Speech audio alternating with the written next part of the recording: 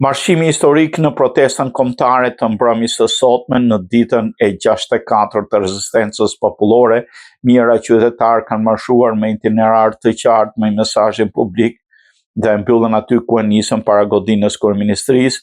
Nesër më shumë ishte thirrja e tyre e fundit që nga dita e djeshme duke lajmëruar se edhe sot të dielën në mbrëmje do mblidhen po aty për të kërkuar dorëheqjen e Edi Ramës dhe qeverisë. Kjo valë masive protestash që ka përfshirë Shqipërinë, ka bërë javën ndërkombëtare nga bulevardi para kryeministrisë. Protesta u mbyll me thirrje nesër më shumë. Gjithashtu për sot është paremëruar dhe një protestë në Shkodër ku bëhet thirrje qytetarëve që të marrin pjesë. Gjatë marshimit në itinerar vijoi te Bashkia e Tiranës për të dalë tek Parlamenti dhe më tej në rrugën e Elbasanit, liceun artistik dhe për të kthyer sërish në bulevardin para kryeministrisë. Omilet, Rama ka siklet e të tjera. 140 deputet parlament analfabet, ata vijuan marshimin përreth parlamentit. Mijëra qytetarë të bashkuar dhe me diasporët bën thirrje për fundin e sistemit politik, largimin e qeverisë dhe dorëheqjen e kryeministit Edi Rama.